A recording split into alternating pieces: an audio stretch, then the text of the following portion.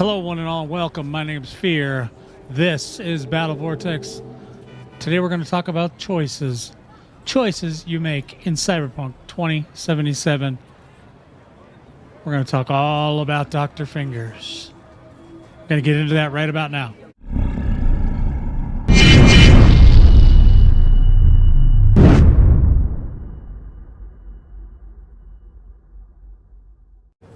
First off today, we're going to show you where we are on the map. This is where we're going to start. I'm going to actually show you how to get there and everything. So right now we are in Japantown in the district of Westbrook. Okay, so it's a little bit towards the OWD, the west side of Westbrook, and down in here. And it's also a market, and your fixers down here. And Jig Street's down here. You're going to know about Jig Street by now. And I'm going to show you what we're going to talk about today, right now. Let's go. We're going to go this way. We just need to turn straight around from the fast travel turn. Go straight down this way. We're traveling south. And you're going to want to hang a left here. And you want to go up these stairs.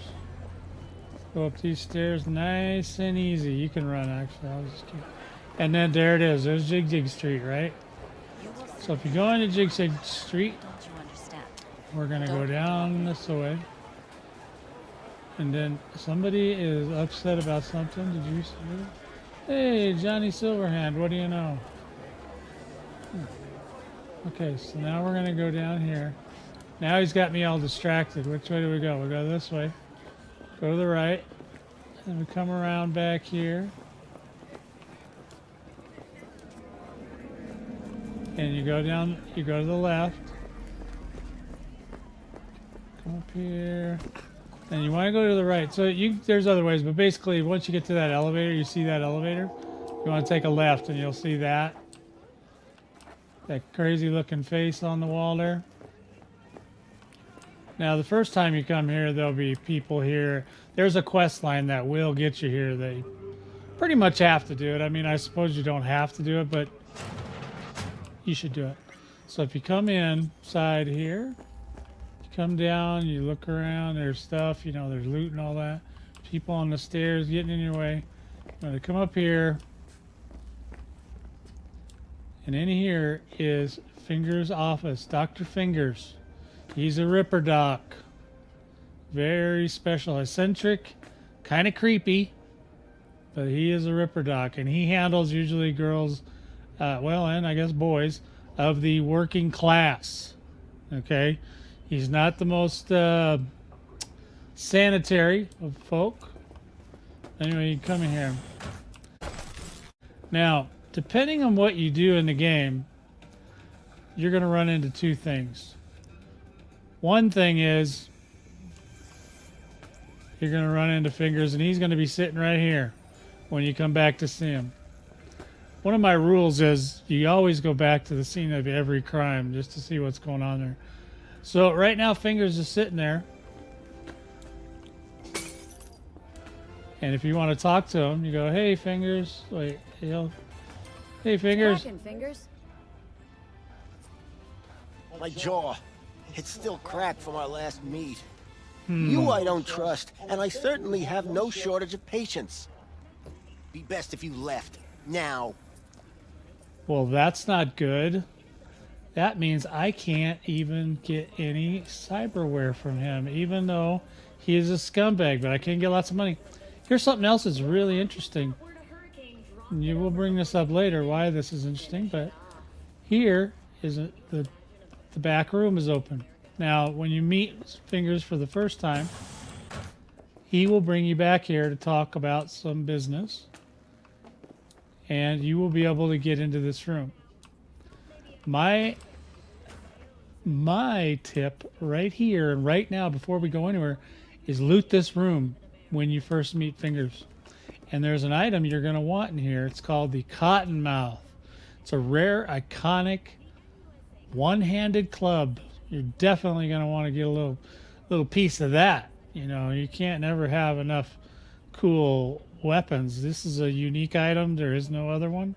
in the game. There's also some, there's a Tonto in here. I'm not sure if that re-rolls. This comes as a rare, so it's not going to change. And then, of course, there's other stuff. So just make sure when you first meet him that you loot this room. Unless you make a choice. Now, your choice is, let's just say, for example, you have a friend. And this friend is upset with Dr. Fingers because he's had something to do with your friend getting hurt. And Dr. Fingers, being the creepy, eccentric guy that he is, says something smart to your friend. Need something else? And you don't like it. And you're given the opportunity to punch Fingers in the face. Or slap him. Or something to that effect. Well, if you make the choice that you've probably figured out by now, then that's Fingers' fate. He will not deal with you. Alrighty, here we are with option number 2. We are at Fingers' office, and we're just waiting in line to have our turn. Actually, we don't have to wait. We go straight on in. Yes. What is it?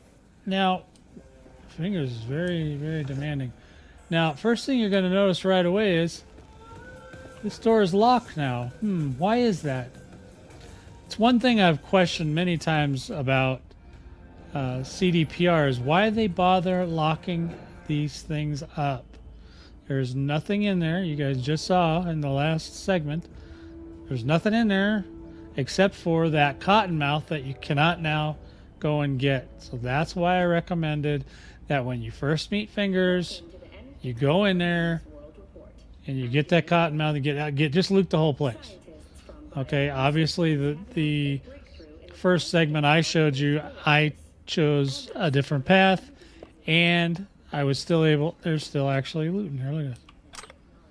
All right, so now, since this time we chose differently, we chose not to assault Fingers and to get him to give us the information we wanted without hurting him, even though he's an eccentric scumbag. Now, you notice that he's talking to me right now because I'm staring at him. That's okay. We're going to show you why you want to have this Ripper Dock available to you.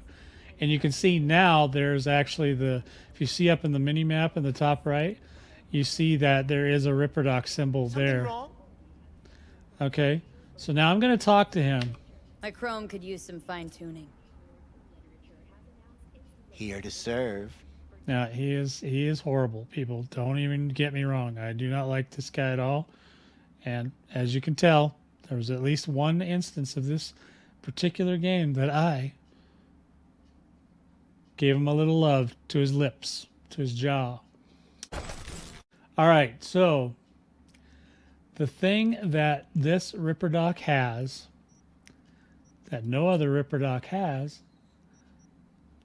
is the reinforced reinforced ankles in the Epic version.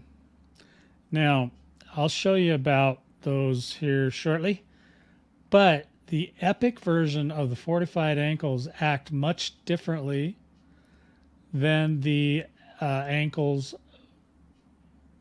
the Fortified Ankles in the rare version. And I can do a little demonstration of that here in the end, but they do act differently, and it will greatly affect what you can do as far as parkour and how far you can jump, how high you can jump, all that stuff. These are, in my opinion, the best Fortified Ankles in the game, and I will show you more about that later. But to get these ankles, and I'm not saying you need them. You can do the whole game with the double jump, or you can even probably do the whole game without any jump ankles, or maybe you're into sneaking and there's Link's paws. I believe he also has the Link's paws. Don't quote me on that one. It's hard to remember, but he might be the one that also has the Link's paws, but I'm not sure. The Epic version of them. Now, Fortified Ankles you can get all over the place now, And of course, reinforced tendons you can get from the first Ripper Doc. So you don't have to worry about that one too much. That's one I would recommend, though. All right, so that's the choice, okay? And it does make a difference in the story if you make that choice. The biggest difference that it makes is whether or not this Ripper Doc will deal with you or not.